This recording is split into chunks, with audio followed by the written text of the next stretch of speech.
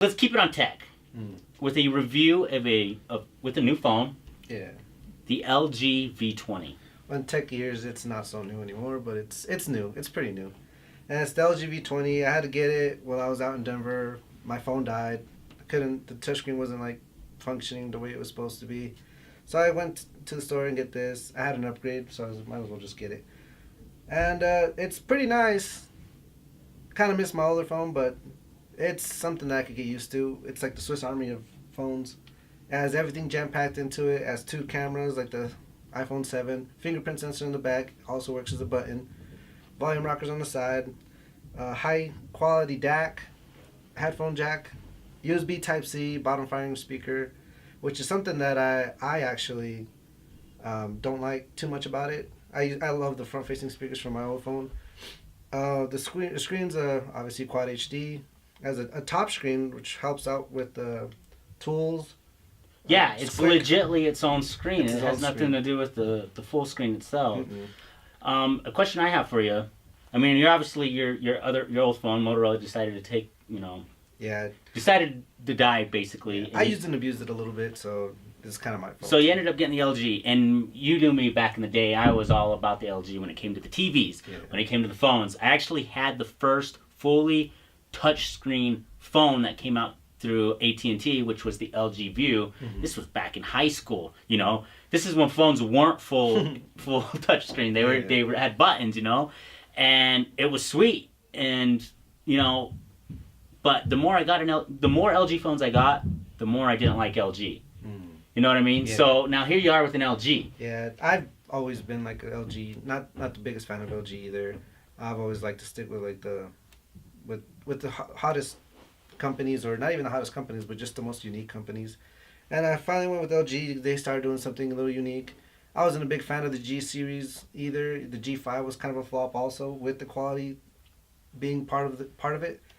So I was looking at the V20, and I've been hearing a bunch of great reviews about it, how it's almost the closest thing to the Note 7, and obviously the Note 7 flopped, so a lot of people are looking for an alternative for that. And this is an alternative to the V20s. I mean, to the Note 7, since it has a big screen, has tools, it has dual screen, so you could have 2 apps running at once. What everyone loved about the Note 7. No S Pen, unfortunately, but it's an all-around great tool of a phone.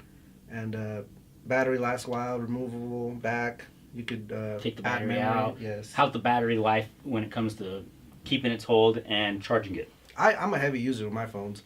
So it's great. It lasts me a while.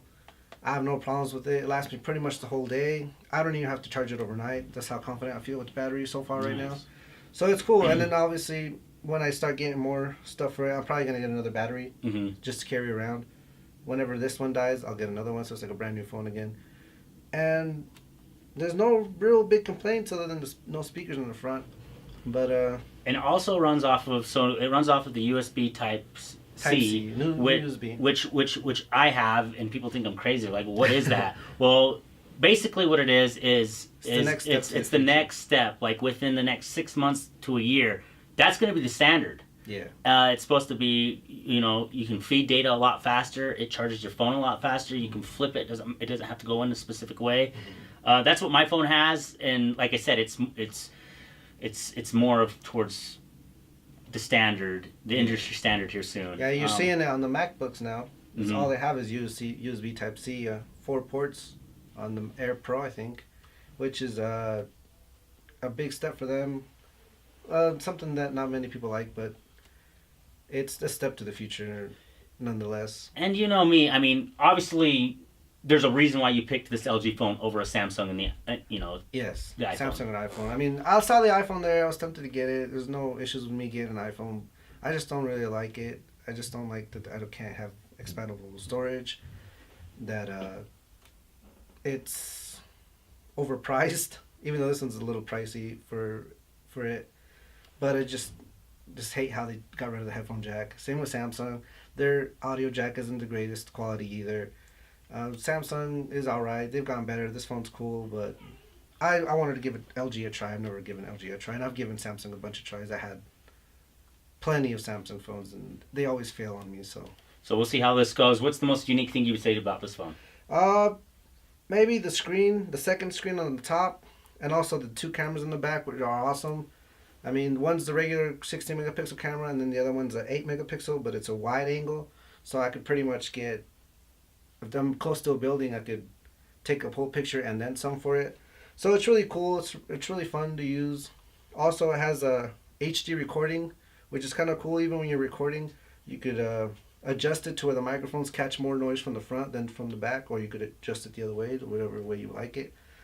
It has all this customizability for the cameras and the microphones, and even for music, which is awesome for me. I think it's cool, and it's just jam-packed with everything, I think. If you had to give it a review out of 10, what would you give this?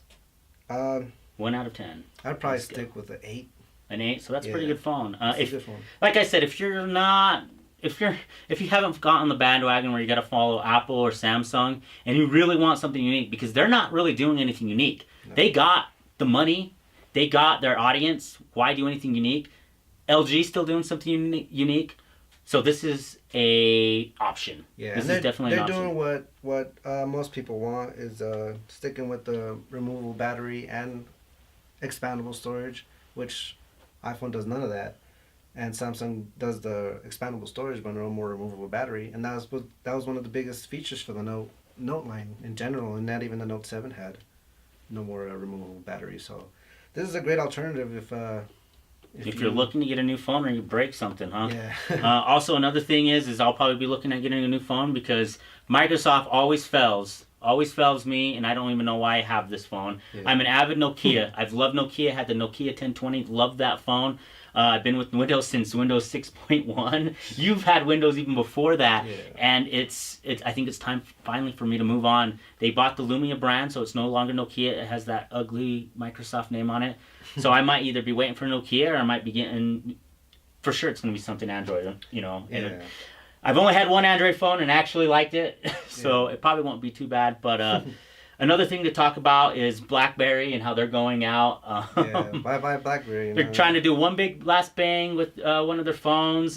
They failed. We'll miss them for the security. I mean, they're the most secure phones, pretty much, and that's their emphasis is on security, and that's going to be something that's going to be missed. So maybe check them out too. See, they're supposed to be going out with one last bang with their very last phone, the Canadian company. We'll see how they go. If you're really into the tech and phones, I mean, like I said, there's more out there than just the Samsung and iPhone. Let's go ahead and wrap the show, Eric, huh? Yeah, just follow us on Facebook at Media Crossover, and on Twitter with Media_Crossover, as well as change your following options on Facebook to see first so you get notified, because we do this live. And just follow us. Yeah, follow us on Facebook, man. That's the thing that we need. We need to get the follows up. We need to get noticed and recognized. You know, be cool. You know, have a heart and help us out. Make sure to catch the show live, like Eric was saying, on our Facebook page every Tuesday as the crossover airs through Facebook Live at 8 p.m. Mountain Time. Our MCE block of programming will air throughout the day leading up to the show. So it might start at 4, 5, 6, or 7, but the show will be at 8. And that's just to build up our views, you know, and get it going. So our Facebook Live is every Tuesday if you want to catch the show. Like Eric was saying, you know, we want you to see our stuff, so hit the see first button on the following tab, and that will help us out a lot. Again, thank you for watching. Thank you for watching. We're going to have some cool stuff to present. More cool stuff to present. Cooler things. If you want to get into more conspiracies, we're going to have those on here. Or give us ideas of what you guys want us to discuss, and we could put it up on the show. Give us better ideas, feedback. All that works for us. And until then, I'm Erick Mateos. And I'm Jesse Valdez, plugging you into everything that matters. Thank you for watching.